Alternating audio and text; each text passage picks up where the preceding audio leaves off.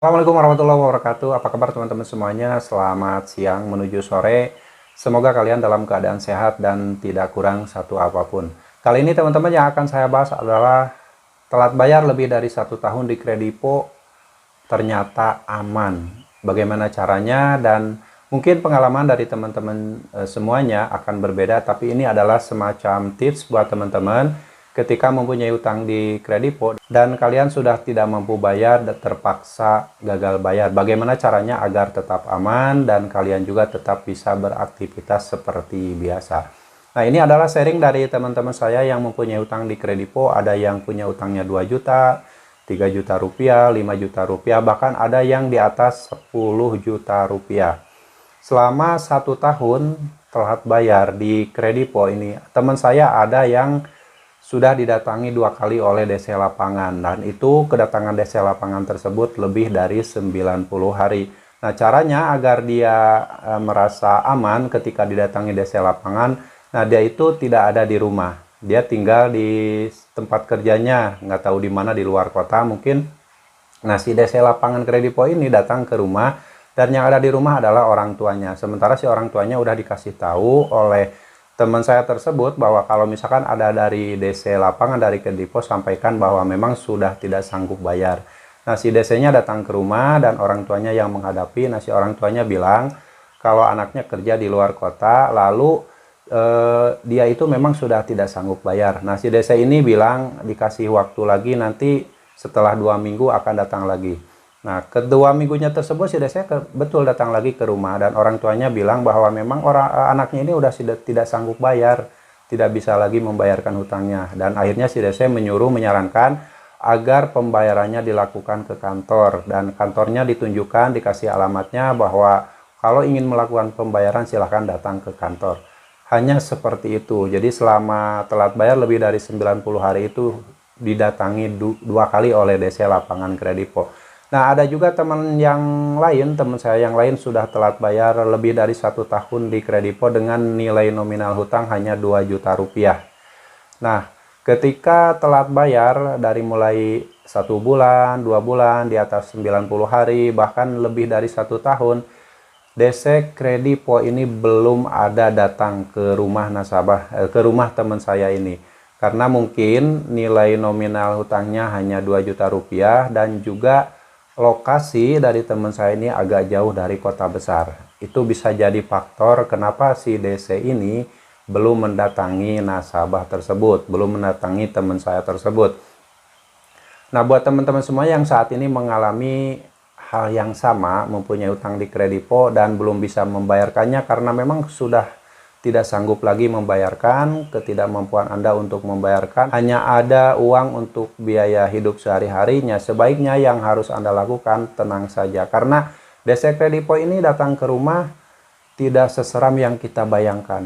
Mungkin kalian melihat rekaman-rekaman di media sosial bahwa ada DC Lapangan Kredipo yang datang ke rumah marah-marah, maki-maki, bentak-bentak.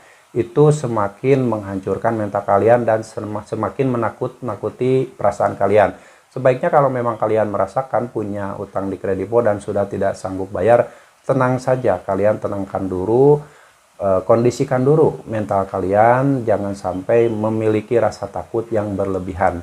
Karena ternyata pada faktanya DC Kredipo ketika datang ke rumah itu tidak seseram dan tidak segalak yang ada di rekaman media sosial. Atau mungkin kalian mendengar dari teman-teman kalian kalau didatangi DC Kredipo ini sangat menyeramkan. Pada faktanya, DC Kredipo datang ke rumah hanya menyampaikan dan menanyakan perihal tagihan yang belum dibayarkan. Kalau kita memang sudah tidak sanggup bayar, sebaiknya memang harus menyampaikan bahwa jujur kita itu sudah tidak sanggup bayar.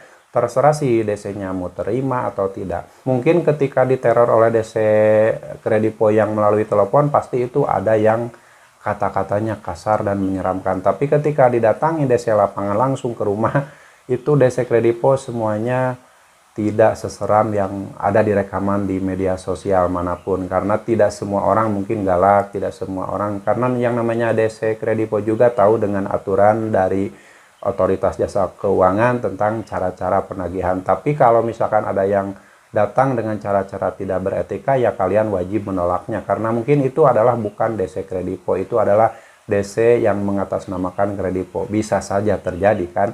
Nah, tentunya ketika kalian didatangi DC lapangan dari kredipo ataupun dari pinjol manapun, yang harus kalian tanyakan adalah kelengkapan surat-surat kredipo tersebut sesuai dengan yang diatur oleh otoritas jasa keuangan, yaitu KTP, ID card, surat tugas penagihan, dan sertifikat penagihan. Nah, si DC kredipo ini harus membawa kelengkapan tersebut. Jangan sampai kalian melayani orang yang salah, karena sekarang banyak oknum-oknum yang mengatasnamakan penagih hutang. Makanya sebaiknya kalian yang saat ini mempunyai hutang di kredipo ataupun dimanapun, kalian harus berhati-hati. Apapun yang terjadi, hadapi saja segala resikonya. Yang terpenting kalian jangan takut yang berlebihan, karena ternyata ketakutan yang timbul itu berasal dari hati dan pikiran kalian, bukan karena didatangi DC lapangan kredipo. Karena tidak semua DC lapangan kredipo itu datang dengan cara-cara yang tidak beretika.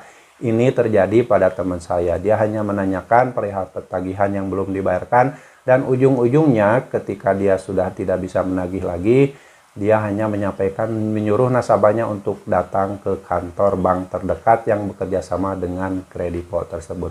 Nah, ini pengalaman dari teman saya, dan mungkin pengalaman teman-teman yang lain akan berbeda. Ya, kalian boleh berbagi pengalaman dengan menuliskan di kolom komentar. Ternyata setelah telat bayar lebih dari satu tahun di kredipo itu masih aman-aman saja karena belum didatangi DC lapangan.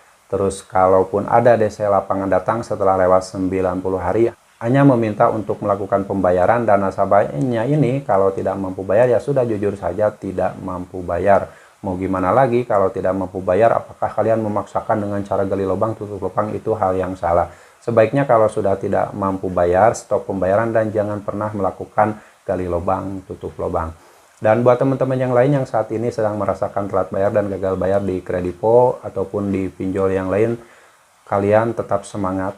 Kalian tidak sendiri, karena yang telat bayar dan gagal bayar di pinjaman online itu ada jutaan orang, dan mungkin mereka lebih takut dari kalian. Yang kalian harus lakukan adalah tetap tenang, jangan terlalu takut yang berlebihan, karena itu akan menghancurkan mental kalian. Sebenarnya yang bikin kalian ngedrop mental dan sebagainya itu bukan berasal dari DC kredipo, tapi berasal dari pikiran kalian yang memikirkan sesuatu yang belum tentu terjadi. Pada faktanya DC lapangan datang ke rumah hanya menagih biasa. Dan kalaupun ada DC lapangan yang tiba-tiba datang ke rumah dengan cara-cara yang kasar, tidak beretika, itu harus direkam, didokumentasikan untuk bukti. Walaupun dia mengaku dari DC kredipo atau DC aku laku, DC manapun, yang terpenting kalian harus punya rekaman, punya buktinya yang kuat, agar kalian suatu saat nanti kalau ada apa-apa mempunyai bukti yang kuat dan bisa dipertanggungjawabkan. Oke, semoga sharing ini bermanfaat, dan yang terpenting, siapapun Anda yang saat ini sedang mempunyai hutang di pinjaman online, baik kredipo atau pinjol yang lain, kuncinya adalah tetap semangat. Jangan memikirkan sesuatu yang belum terjadi, karena itu akan menghancurkan mental kalian, akan menakut-nakuti kalian sendiri. Oke, sampai jumpa lagi di video saya selanjutnya. Wassalamualaikum warahmatullahi wabarakatuh.